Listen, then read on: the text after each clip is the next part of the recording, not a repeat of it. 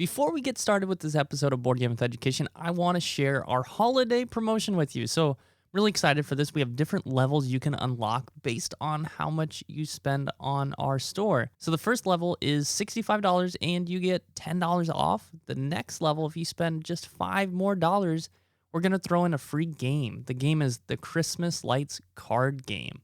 If you're interested in this game, you can add this game to your cart and you get it as a free gift. Thank you to 25th Century Games for sponsoring this portion of our holiday promotion. If you are not interested in the game, you can send us an email and let us know. We'll be happy to add some EduGamer points to your account instead. Also, next is our $95, which is free shipping on your entire order. So that means you're going to get $10 off, a free gift, and free shipping. And the final level, if you spend $120, you get $20 off, free shipping, and a free gift. So be sure to check out our promotion. You'll have to sign up for our email community to receive that offer. You can find that at boardgamingwitheducation.com. All right, let's get to the episode.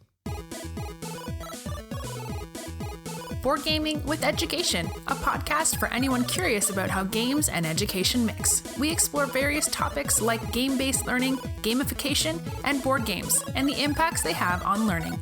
Here's your host, Dustin Stats.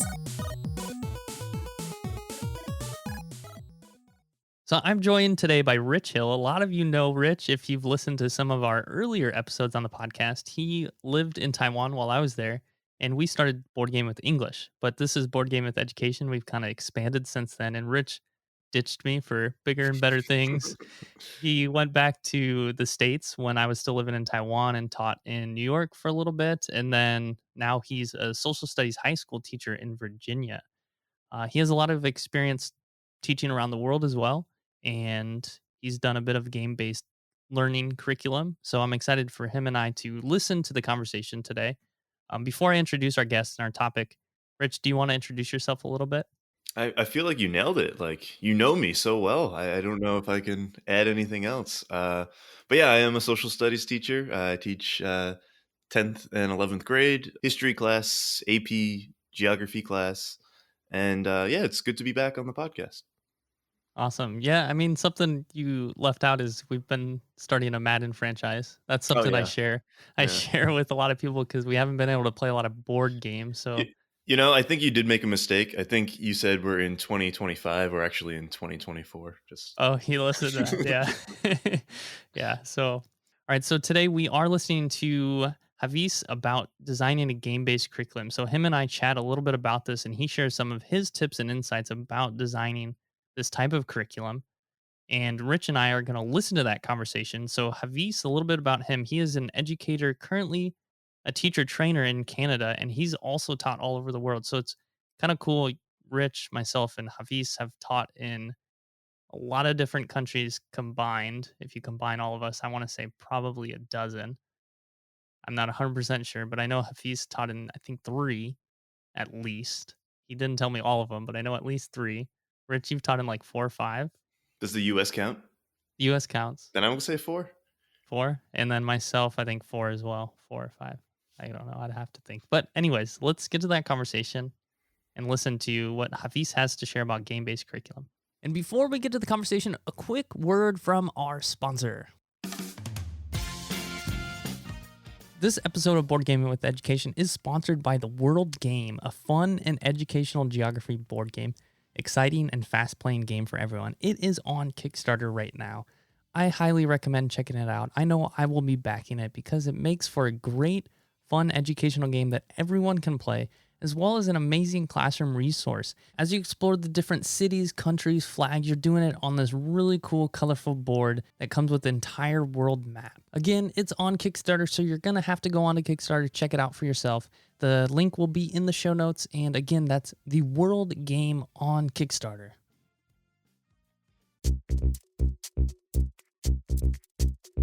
Welcome to another topical discussion about how to develop a game-based curriculum. I'm here joined by Hafiz Printer, and he is a educator. He's been in the classroom for about 11 years in different parts of the world, and now he's currently in Canada doing teacher training.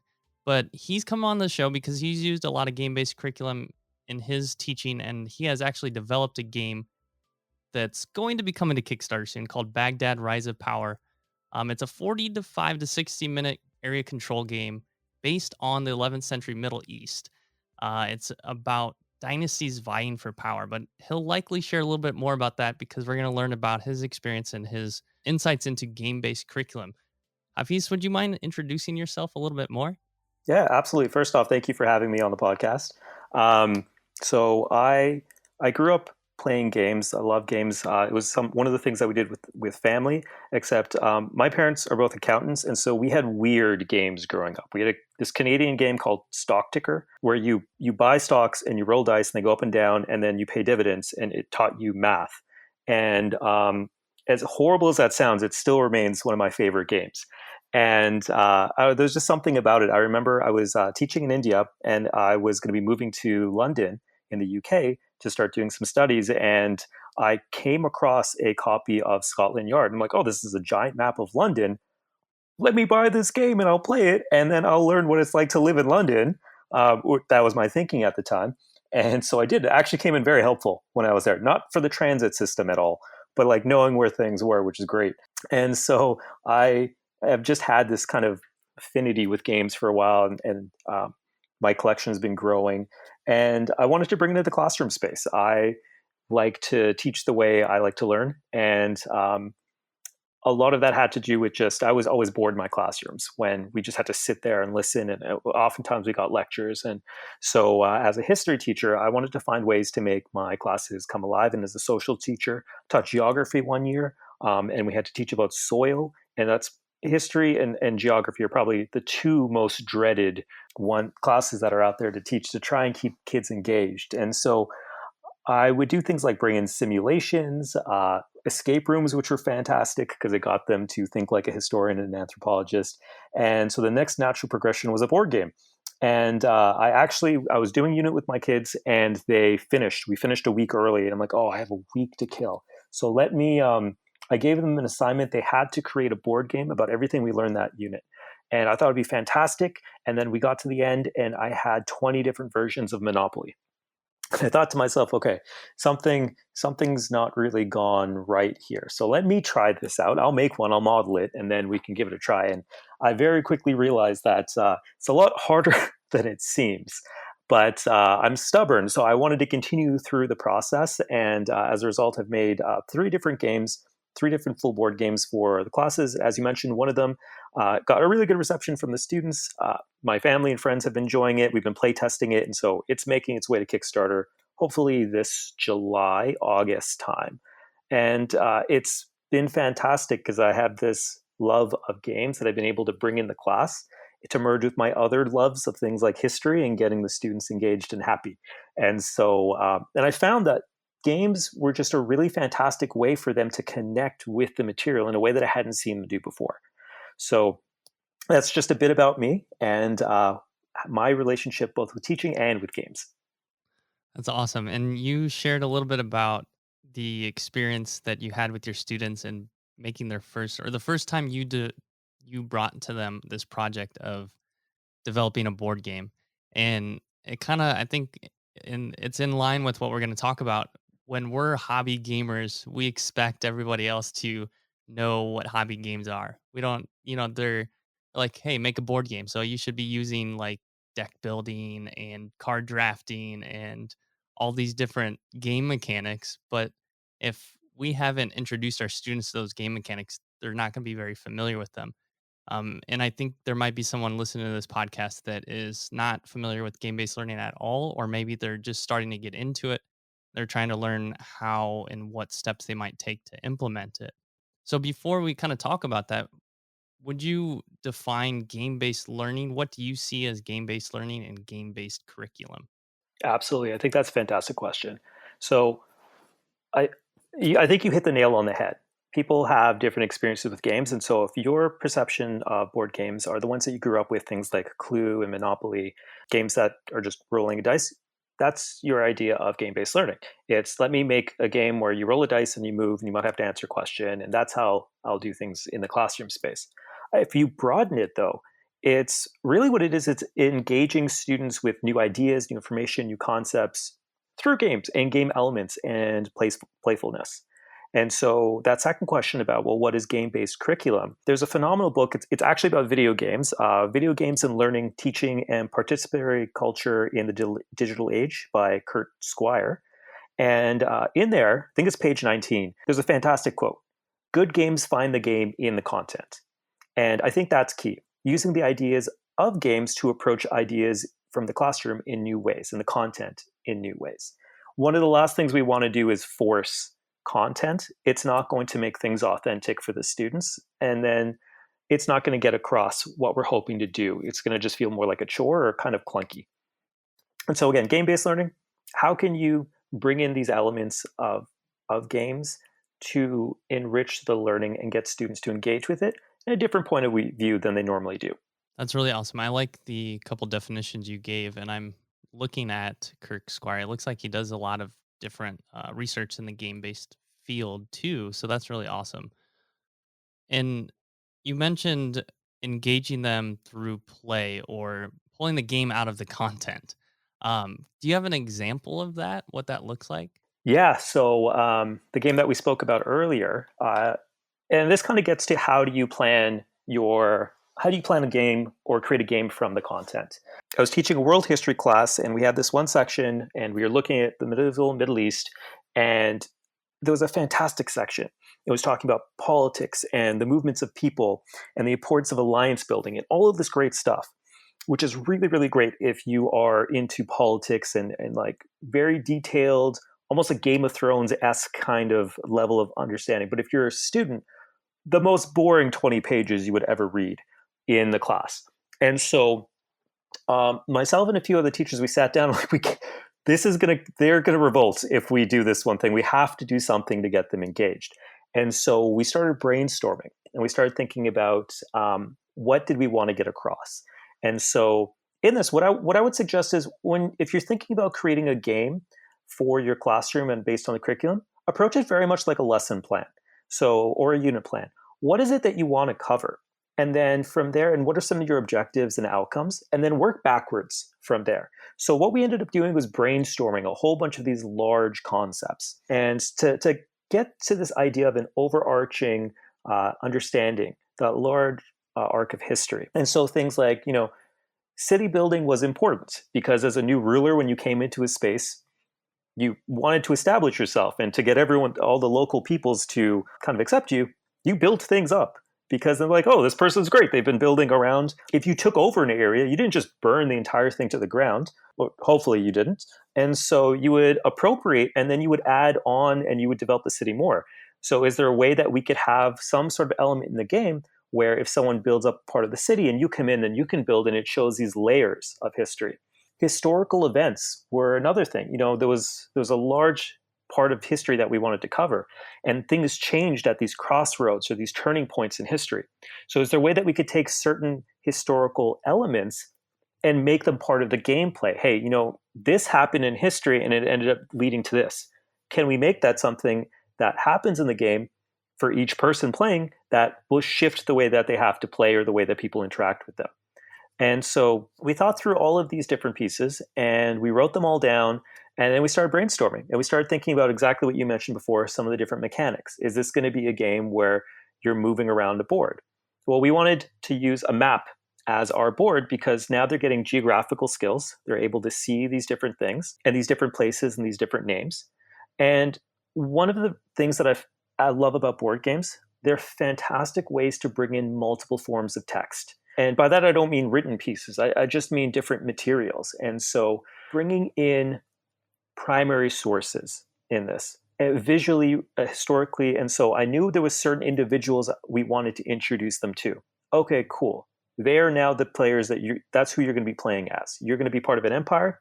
This is your leader. And so what's the point of you having a leader? Okay, he should give you some kind of advantage, and it should be tied to that person. So if your historical person was a patron of the arts, and they were very much about building universities and bringing scholars to the court, great. Your advantage is you get a free building, which is going to be a library. If so-and-so was a military general, fantastic. You can play as the military general for this empire, and your advantage is you get 5 extra military pieces when you play him.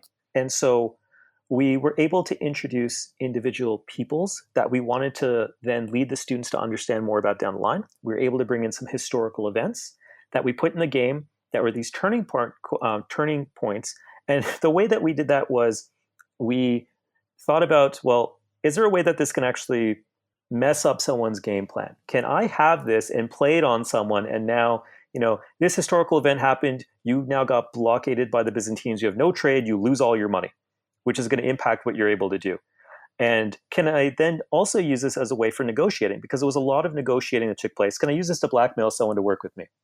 And one of the pieces that I noticed with my students is there's certain things that are difficult for them to understand. Why did this person backstab this person if they had an alliance? Or why were people be able to move this way or do that? Well, by getting them to play a game where they're now making decisions, they're doing these things, they're able to see, actually, it's in my best interest to have an alliance at this point in time, but it's also in my best interest to not have that alliance on that next turn. I'm going to shift here. And a fantastic thing about board games is, and one of my students actually brought this up, was it's almost as though in any kind of game, you get to live an experience that would have taken your whole lifetime to do before. So if you're playing this game, you're going through 20, 30 years worth of history in 45 to 50 minutes, which is how long the game was meant to be, because I had a 75-minute block.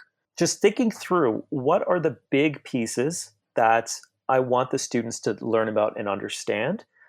I just jotted those down. Big concept, big ideas. Who are the people? What are the events? What are terms that they need to know?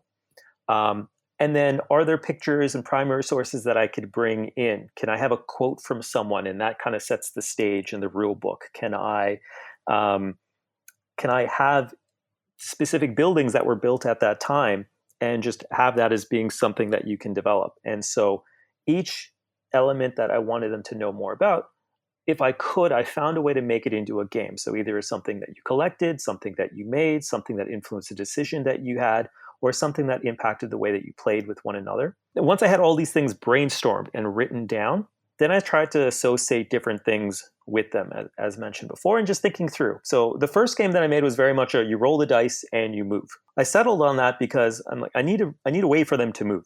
How am I going to get them to do it? Is it going to be a spinning wheel? Is it going to be a dice? In the most current game, there's different cards that you pick up. And so your gameplay actually changes based on how other people are playing. So if Dustin picks up a whole bunch of military cards, I'm going to start picking up a whole bunch of these other cards here to make sure that I can, be responsive to what he might do, which is very much about what history is. This is back and forth where you're watching other people and doing these things, whether it was 1,000 years ago to the Cold War to what's happening currently with certain electoral things. And so making them that point apparent to them after class so the game itself was one piece, that debrief is another. And going back to that concept of looking at it like a lesson plan. You can look at a game in the classroom in one of two ways. You can look at it as a means to an end, or you can look at it as an end in and of itself. So I'll give an example of each. An end in and of itself, maybe you've created a game and it's a review game. They've already learned all these different things. You want to be able to assess their learning, get them to create something, engage with something so that you can assess.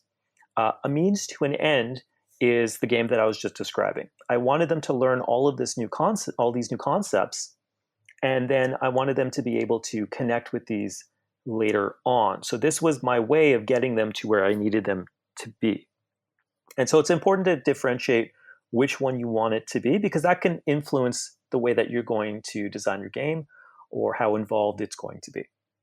Yeah, that's really awesome. There's a lot to unpack there. First, I love how your student had shared the fact that playing a game lets you live through 20, 30 years of history, because I'm like currently relating to that because of playing Madden, Madden football on PlayStation, and we're doing a franchise with some friends, and we're like, it's like year 2028 right now. So we're 7 years ahead. But yeah, I love how you talked about leaning into different game mechanics to target different learning outcomes. I think that's really important. It's not necessary, because when you do game-based learning, you're kind of either looking for a way to tie in learning outcomes, or you're looking for a way to make those learning outcomes a bit more engaging.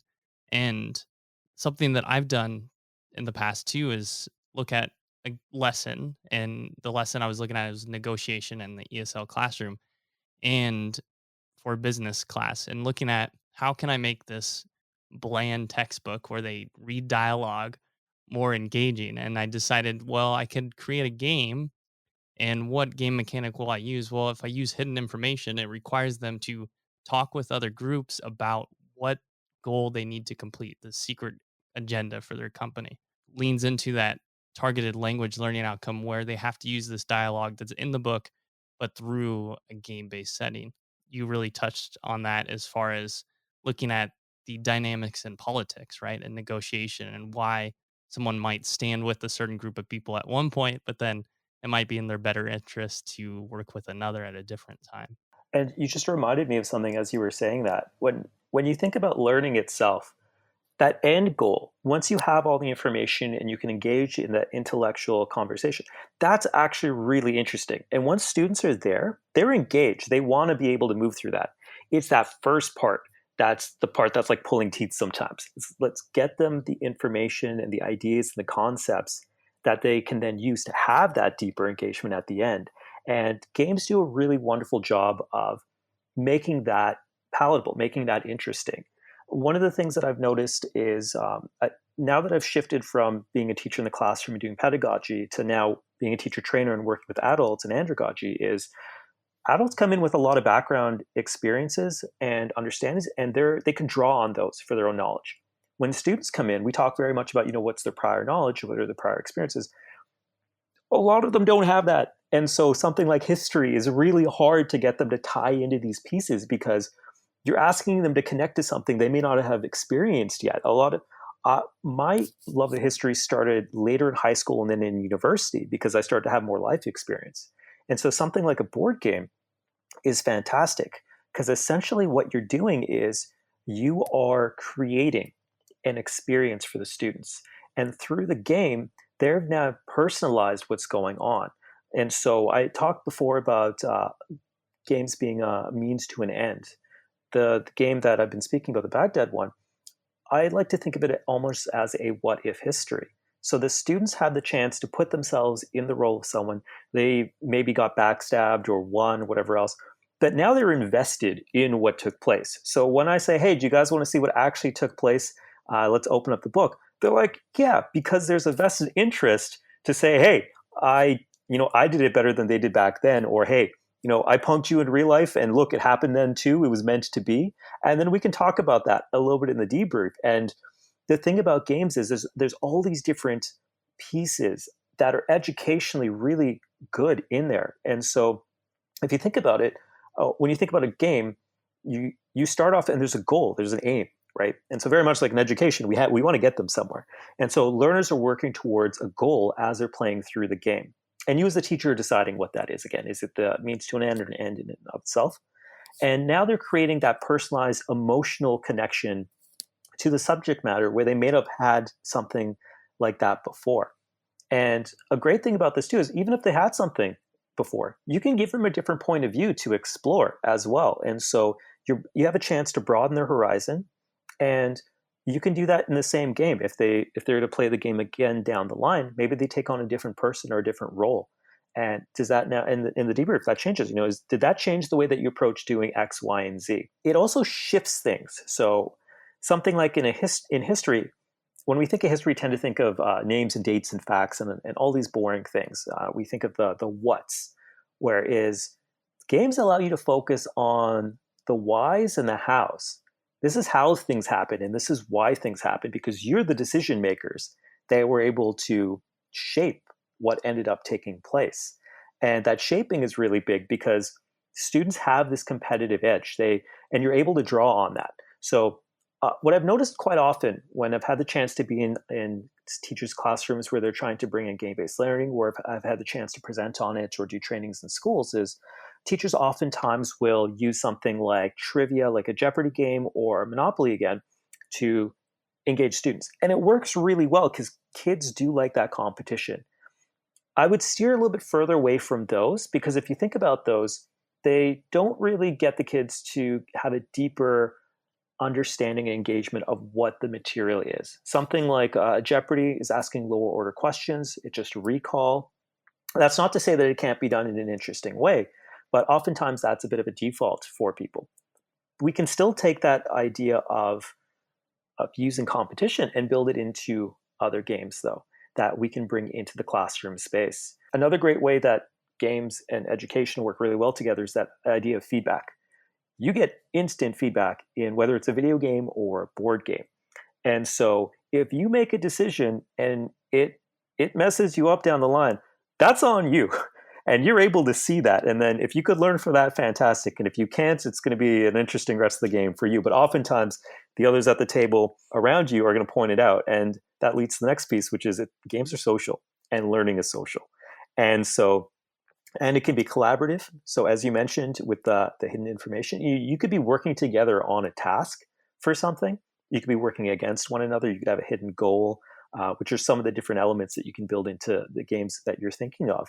But it's more fun when you learn together rather than saying, okay, let's open up a book and read. And this is coming from someone whose last name is Printer. I love books, I love reading, but it's very individual when you're doing that approach. Games allow you to learn with other people, which is fantastic. And it ties this idea of it being student-centered. It's not the teacher at the front of the room saying, hey, okay, let me spend this 5 minutes lecturing about policies and diplomacy and so forth. You get a chance to do that. And so you have all of these fantastic things that we're aiming for in education that are encapsulated very well within game-based learning, whether it's a board game or a video game or a simulation or an escape room or whatever approach you want to take for your classroom. Yeah, that's awesome. I love how you brought up the Jeopardy games. I share the same sentiment. I think they can be done and they're not the worst thing to do in class, but there are some pitfalls with it. And you mentioned a couple. Another one can be a lot of times a group gets so far ahead. And when that happens, the other groups tend to not care. And a good game has something called a catch up mechanic, which allows the groups to kind of every player to kind of stay pretty close so you don't really know who's winning. I mean, it depends on what kind of player you are. I like some of the games that really do really beat you down if you're making some poor decisions, but that's me personally, and that's not in the classroom. If I'm in the classroom, maybe I can see, students, if they're not going to win, they can easily give up playing. If they give up playing, they're giving up the learning there. Yeah, or they might even just shut down, like, why am I? No one wants to feel bad. And especially in a classroom space. But yeah, some of these things are important, especially with the shift to online. Kahoot's been really big. Quizzes has been really big. There's all these different quizzing tools that gamify. They take elements of gamification and they use it, whether it's having the scores or getting a streak or being able to see where you tally against other people. And it's being used more and more and more. And it's not bad as a review tool, but are the students really learning as they go through that? It's fantastic as a review tool, but if you think again about that engagement level, where are we on Bloom's? Are they at this level here where they're just bringing up their knowledge and repeating things? A board game can get them to that other level where they're synthesizing the information, making observations, and just really applying a lot of these different skills and ideas in a deeper way, which means they're going to be able to make sense of it in a much deeper way. And you could have that same pitfall with board games as well. So I mentioned earlier, my students all made a different version of Monopoly, and I've seen teachers do that as well. In fact, when I was working on this one game, I mentioned we brainstormed with other teachers, and one teacher needed it that coming week. And so they just created a Monopoly version, and we sat down, we had a conversation afterwards. And what they did is they just renamed each of the spaces after different cities, and some of the cards just had people's names in them. I'm like, okay, but tell me about the game. Like, what do you want them to learn through that? And through the conversation, they had a difficult time sharing what that was. Essentially, it was just Monopoly, but with Middle Eastern names. It's no different from buying those themed monopolies that you buy out there. So the students didn't really learn about what we wanted them to learn about. They just played Monopoly, and it happened to have a bunch of different names on it. Right. That's like, I mean, we look at something we were talking about earlier is grabbing the content out of the game here. It's Monopoly could be great for looking at certain things like probability. I know some teachers who have looked at economics, where they played different versions of Monopoly, like communism Monopoly, the regular Monopoly, and a different one. I don't know. I don't remember the example, but I mean, there's a lesson plan on the internet. If you just search Monopoly economics lesson plan, you'll probably find it on Google. Um, but yeah, you also mentioned quizzes and Kahoot, and I think again, those games do some things that are better than maybe other times of gamification because we talk about the catch up mechanic and losing students. But what Kahoot and quizzes do, at least quizzes, I'm not sure about Kahoot. I use quizzes more, is it hides the leaderboard. So it only shows you who's near you, right? So you're always competing with the people near you. And then after the end of the game, it'll show the total leaderboard. So it's a way to kind of hide that information because then students will get discouraged. And you mentioned the streaks too. And there's certain things that you can do in an online space. Like we're trying the best we can with the tools we have. It's the strangest thing that we're all of a sudden within in a few weeks last year, everyone had to switch to online and just learn all these new tools. And but there's a lot of things that we used in the classroom prior to that still work really well online that build on that concept of game-based learning. So taking a game that already exists, something like Taboo, and then just switching in with the words from your curriculum, your content.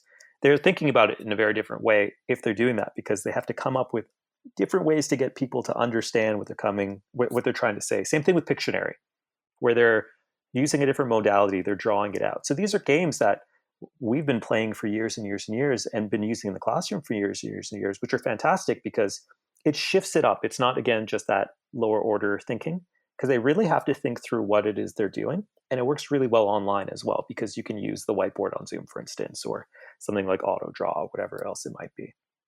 Yeah, I have two games for you and anyone else listening too that kind of build on those ideas of taboo. And one's trap words. It is taboo, but the other team is creating the trap words, the words you cannot say. So there's an extra layer of learning going on while both teams are involved in the game and they're involved in learning instead of just the one person with the card and taboo. And another one is monikers, which is it is taboo. I don't. You're shaking your head like you played it, so I think you're familiar. But you have, I think you can say a certain number of words the first time, or you can say as many as you want to try to get the person to guess the word. And you can only use one word to get the person to guess the word. And then the third round, you can only use like charades, like actions to get them to guess the word. So it's very much a mastery level of whatever maybe you're using terminology in a content area or vocabulary. That brings up a really great point too, which is you don't have to reinvent the wheel. If you want to bring board games into the classroom space, you can look at ones that are already out there and modify them to fit in your classroom in a way that makes sense. So something like monikers or taboo or Pictionary work really well.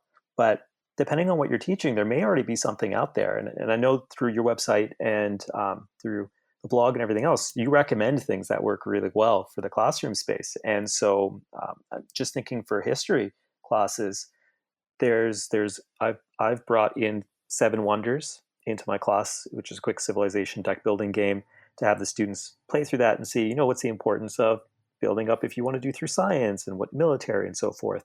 But there's things like timeline, which is literally that you're building a timeline. There's a picture, and on one side, there's just the picture, on the back sides of the picture and the date, and you need to work together to see, okay, where does this fit on the timeline? And it gets more and more difficult as more people add the things on, but it gives a scope of history. And there's other fantastic games that are very educational. Freedom is a game that I bought and I absolutely love. It's about the Underground Railroad and trying to get enslaved peoples to Canada. And it's the most stressful game I have ever played because you have to make very difficult decisions because you can't save everyone. So you need to decide how are you going to get the most people. But then you're thinking through some of these very stressful things and you're seeing what's taking place. And the game is very smart in the way that it does things too, because the cubes are just generic cubes that are supposed to represent people. And they bring in historical people and events into the game, and you move through time periods where you need to get to abolition.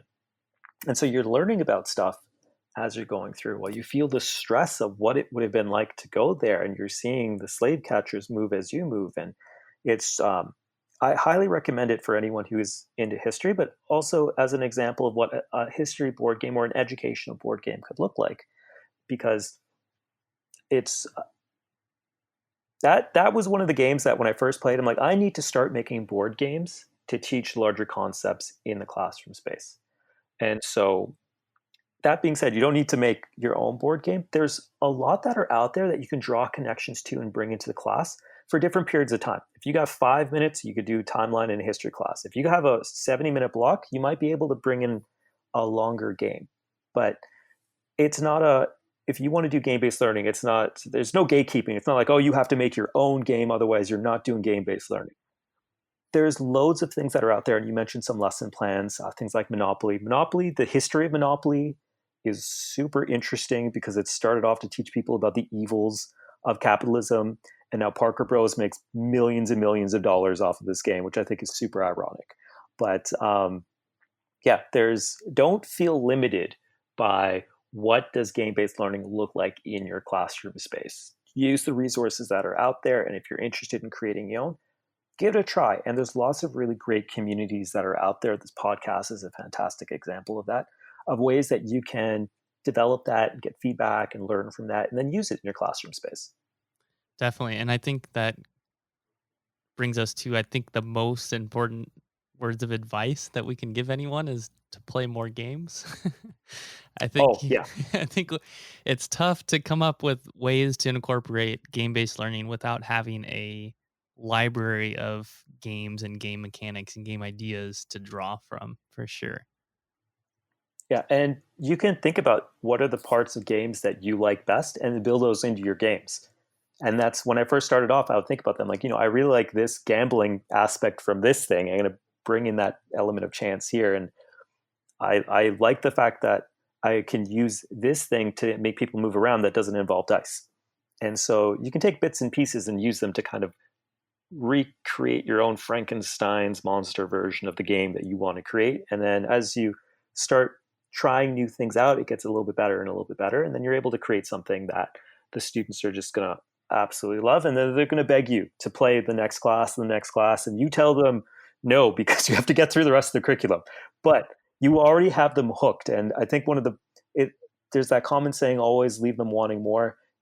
It works whether it's show business or if it's education, because in education, we are entertainers. And if we can edutain, then I think we're doing a good job. Right, yeah. And speaking of entertainment, we're going to move into our game. And we're talking about a lot of different games. So I'm going to use something that I've used before, so I hope you haven't seen it. And I'm going to ask Hafiz to stick around while I bring Rich back to have a follow-up discussion before we get into our game for the episode.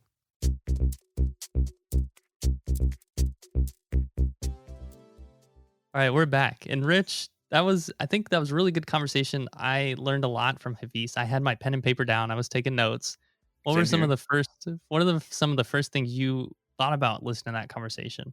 Yeah, I thought it was great. I mean, I think he definitely gives a lot of good insight into, again, more of like a practical way to kind of create board games for the students. And I'm sure you as well, Dustin, you've taken so many of these teacher training things, and you can totally tell like he knows exactly like the points that like the teachers want to hear. And yeah, I really enjoyed it.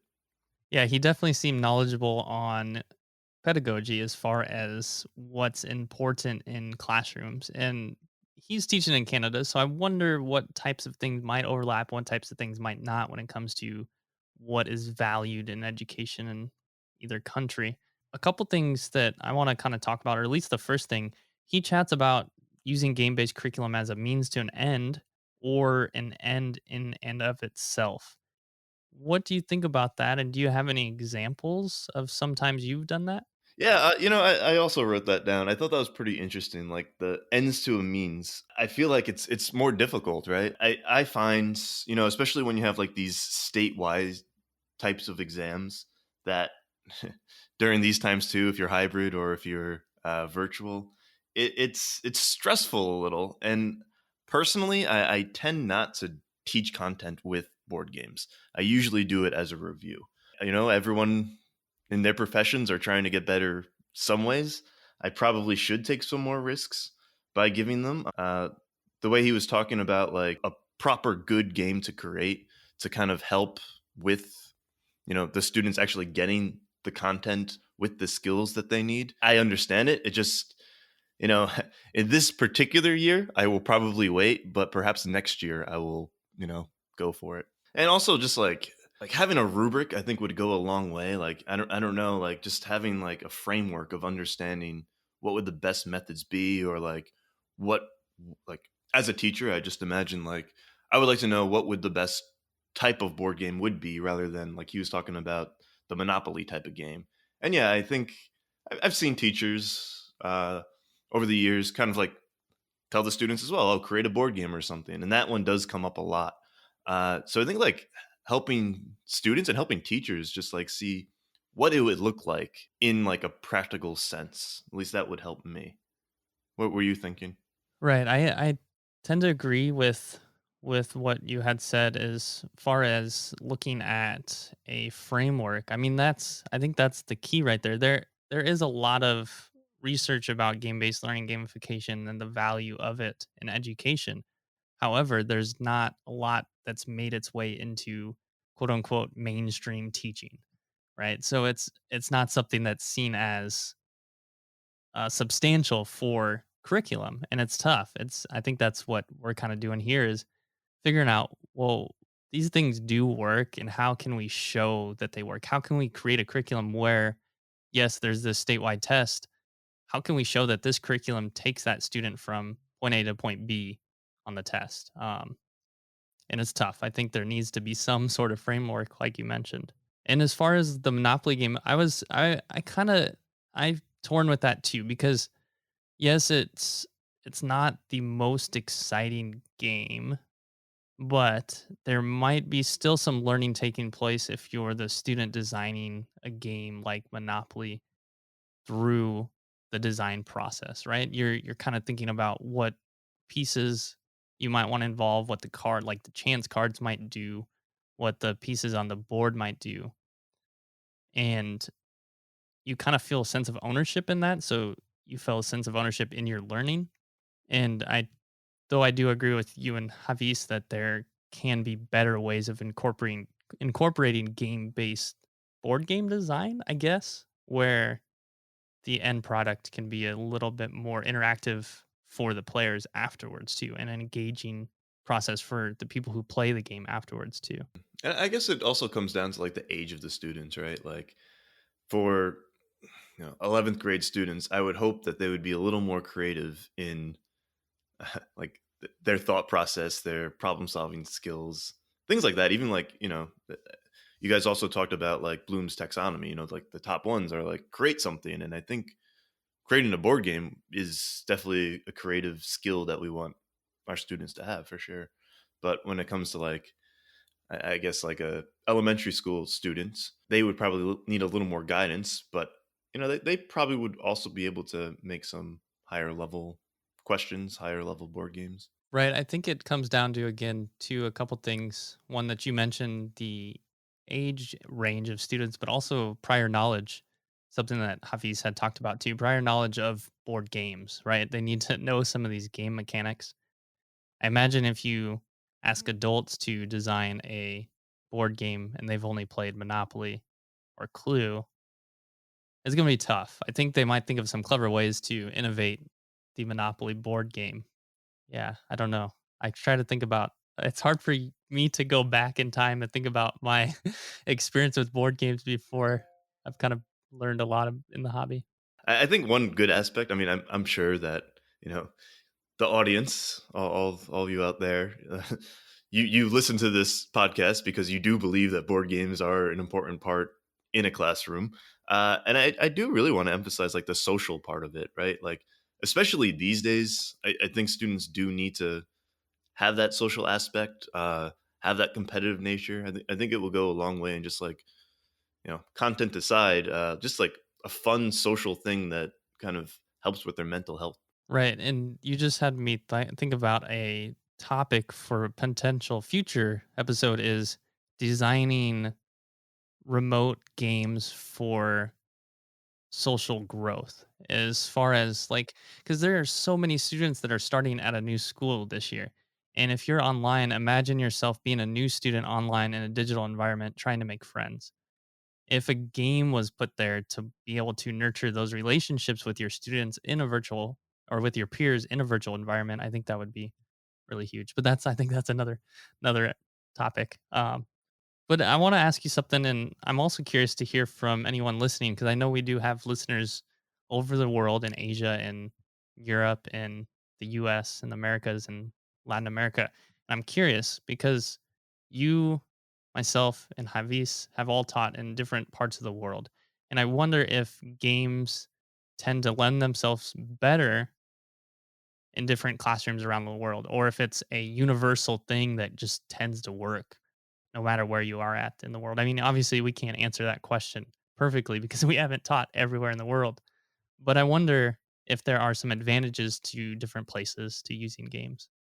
Well, I guess my first thing that comes to mind at first is, kids are kids, people are people. Like, people like having fun, people are competitive. I like to think people are curious and want to learn as well.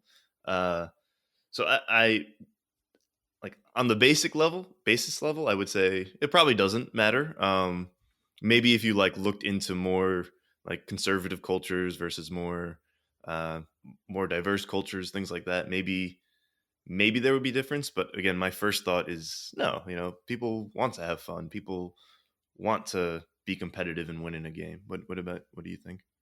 Yeah, I think I had when I was listening to, well, actually, I think I thought about this when I was interviewing him in the middle of the interview. I'm like, I have to interview Rich for this episode because we all share kind of a similar background as far as teaching around the world. And then you're also a social studies teacher. But I had maybe thought that, yes, it's universal. I think games, like you said, games are games. People are people. We love to have that form of engagement, and games really can engage people. But I think maybe some games or different types of games or different types of game mechanics might lend themselves better to different parts of the world. And I think of from my experience, one thing I leaned into is the collectivism nature versus the individualism nature in Asia and the US. I think US students tend to be more comfortable with competition, where in Asia, maybe not so much. And my first year teaching, I had made the students compete against the teacher. So instead of them competing amongst themselves, I think that really helped encourage them to help their classmates, help their peers perform better in class. And it helped me to manage their behavior too. Can I ask you more questions about that, or are you the one who asked the questions and I? No, no, this is all for we listen to the conversation and we're just trying to explore a little bit more.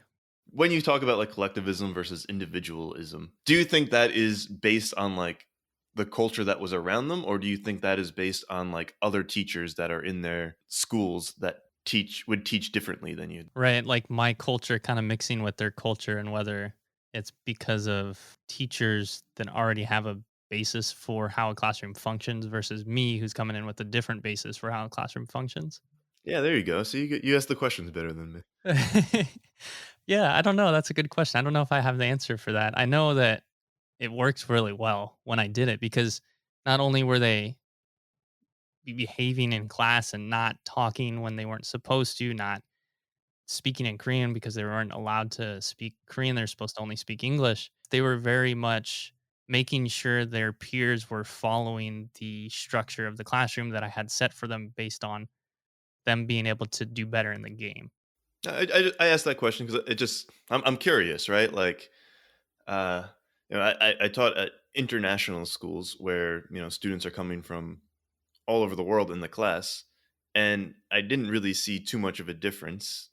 And maybe it's just like their background that they've been all over the world themselves, that they tend to be more individualism. But I don't know if anyone has a study or something that they want to send us. I would love to read about it because I'm actually pretty curious about that.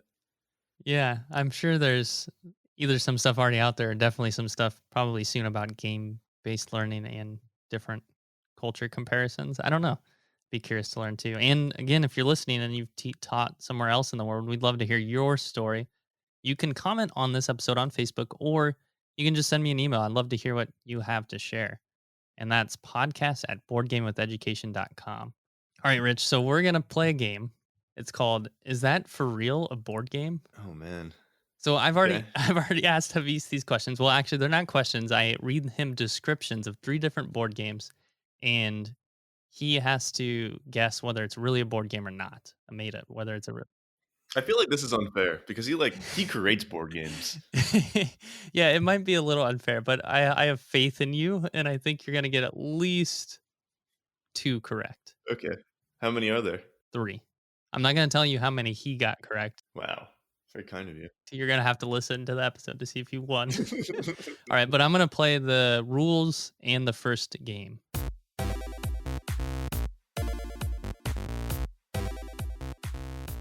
I'm going to read you 3 different descriptions of board games, and you're going to have to tell me if it is a real board game or not. And you're going to be competing with the person who is going to follow up with our conversation, which will probably be Rich, because he's also a history teacher, so I'm excited to have him listen to our conversation. And This is a real world example of using competition to just build interest. I love it. right, yeah. So then you also have to listen to the episode to see if you won. Let's see. So I'm going to start with this one. Soda pop rivals. You must develop the best soda pop recipe by drafting ingredient cards to create the tastiest recipe. Use your unique player abilities by tapping into your family's secret recipe to create recipe combinations that impact your soda's taste and popularity. Is that for real a board game? I would totally play it. I don't think it's real. What do you think, Rich? Soda pop rivals. You know what? I'm gonna say yes. It is not a board game. Oh, what? Oh, yeah, that one's not a board I think game. you're onto something though. Yeah. All right, ready for number 2. You got to get 2 more because I have faith in you. Here we go. There's a game called Chai, though. That's same concept, but with tea. Very similar. I think I was thinking about a description to write when I was going to do iced tea, but then I was like, well, I'll go with soda. All right, the next one, Smartphone Inc. You become a CEO of one of the largest smartphone producing companies in the time when smartphones were only beginning to conquer the world. Research technologies, develop your factory, build your worldwide office network, and outprice your competitors. Is that for real a board game? Oh, I'm torn on this one. I'm going to go with real. And Rich, what do you think? I don't. I hope it's not because I'm going to say something mean about it. I don't think I would like that board game, so I'm going to say no. It's not a board game. It is a board game. Oh no! Yeah, those 2 I think were tough. Oh boy! Do you want to cut that or something, just in case there's sponsor or something? No, yeah. No, I mean you have your personal opinions. It sounds like a weird theme. That's what the whole idea of this. Here we go. My problem is I didn't get a smartphone until like later in life, and I never really had. All right, number 3. It is a real board game. Oh, yes. I was wondering if you had known it because it was kind of popular on Kickstarter, kind of. Not like super popular, but it was. I have been trying to avoid Kickstarter at least for the last few months because I've already spent my Kickstarter budget for the year. So Okay. I hadn't seen that, but I kind of want if there's a late pledge option, I might go back and just Go check it out. yeah. In Doll Mania, you run a doll factory trying to produce the most popular dolls on the market. To achieve this, you buy tiles to upgrade and customize your dolls and hire specialist employees to help you. Is that for real a board game? I'm going to say no. You're shaking your head yes or no to try to get a response from me. You don't want to go 0 for 3. You got to get this one. I don't want to go 0 for 3. It seems pretty similar to the other ones. You know what? Why not? Yeah, people are creative. People like dolls. People like building things. I'm gonna say yes. It is a board game. It is not a board game. Oh my god! The name of the board game is actually called Automania, which is I just took Doll Mania, replace it with Auto Mania, and replace dolls with auto. So it's about designing an auto factory and, well, designing automobiles in an auto factory, I guess. Man, so I guess you don't have to listen to the episode. You'll know that you that I already lost.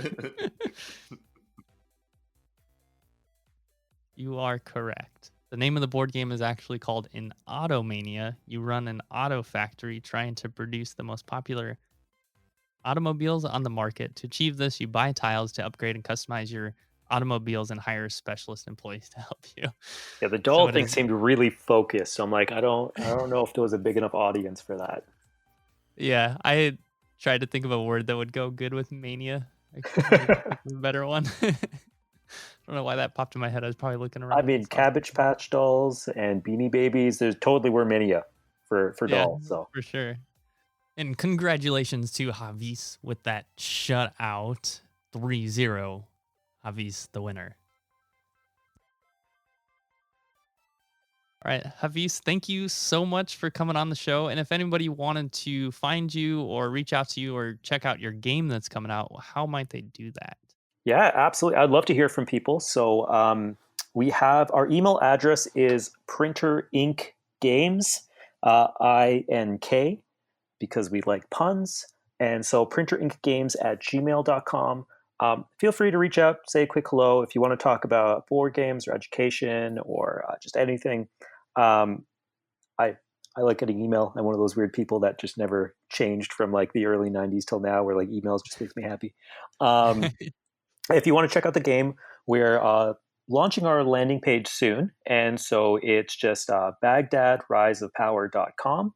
And you'll be able to see some of the art. You can join our subscription list. And we've just gotten the game up on Tabletop Simulator if you want to give it a try as well. Awesome. Thank you so much for coming on the show, Hafiz. Thank you for having me. All right, Rich, thank you again for coming on the show. And I'm excited to have you on again. If anybody wanted to reach out to you or say hi, I know you maybe are active on social media or not, but I'll let you share wherever people to find you. I'm not active on social media, so they could email me via Board Gaming with Education. Perfect. And that's podcast@boardgamewitheducation.com. Thank you again, Rich, and we'll see you. I'm excited for that Soda Pop Riot. That sounds pretty good. I like the name of it, actually. Soda Pop Rivals? Rivals. Yeah. See, maybe that's why you got it wrong. All right, well, thank you for having me, and have a good one. Again, this episode of Board Game with Education is sponsored by The World Game, a fun and educational geography board game. It's a super exciting and fast-playing game for everyone. Highly recommend checking out this game on Kickstarter now.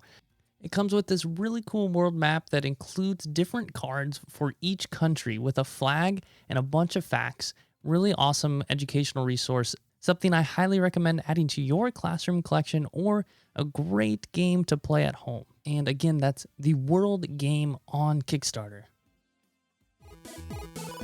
Thank you for listening in this week. If you liked what you heard, be sure to let us know. You can find us on social media as Board Gaming with Education or BGE Games, or email us at podcast@boardgamingwitheducation.com. If you want to support our podcast, be sure to check out our support page on our website. As always, teach better, learn more, and most importantly, play more. Thank you for listening, and until next time.